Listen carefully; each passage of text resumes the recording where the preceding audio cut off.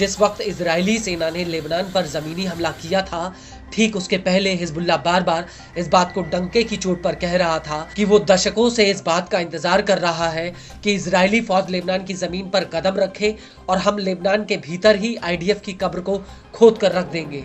हालांकि लेबनान पर जमीनी हमला करने से पहले 27 सितंबर 2024 को आईडीएफ ने बेरूत एयर स्ट्राइक में हिजबुल्लाह प्रमुख हसन नसरल्लाह को ढेर कर दिया और इसके बाद इजरायली फौज ने लेबनान पर जमीनी हमला कर दिया था।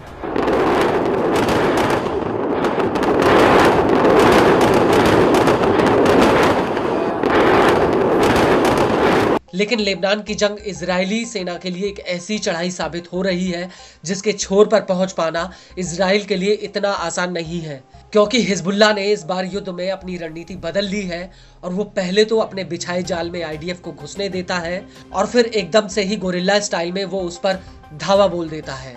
और अब इसी वजह से आईडीएफ को रोजाना लेबनान में भारी जानमाल का नुकसान हो रहा है।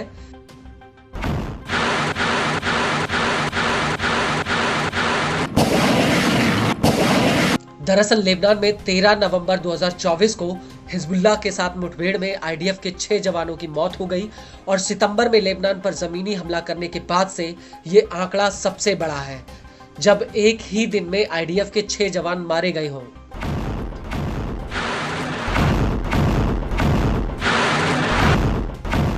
आईडीएफ ने खुद इसकी जानकारी दी है।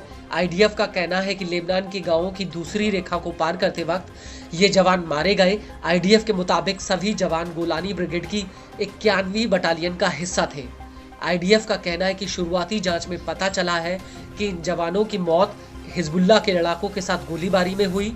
दक्षिणी लेबनान के गांव की एक बिल्डिंग में हिजबुल्लाह के ये लड़ाके छिपे हुए थे, जिनके ऊपर आईडीएफ ने गोलीबारी की और क्रॉस फायरिंग में ये जवान शहीद हो गए। आईडीएफ का कहना है कि इस गोलीबारी में एक अन्य सैनिक घायल भी हुआ है, जबकि 4 सैनिकों की मौत हो गई।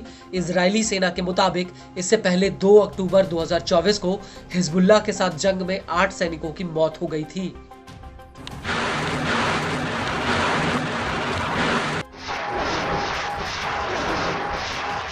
वहीं दूसरी तरफ आईडीएफ ने हिजबुल्लाह के ऊपर जवाबी हमला किया है। इजरायली जेट्स ने बेरूत के उपनगरीय इलाके में कई हवाई हमले किए। आईडीएफ का कहना है कि उसने हिजबुल्लाह के हथियार डिपो और कमांड सेंटर को मिट्टी में मिला दिया और इस हमले के बाद आईडीएफ ने 2 बिल्डिंगों का नक्शा जारी करके आम नागरिकों से कहा कि वो इन बिल्डिंगों से कम 500 मीटर की दूरी पर चले जाएं।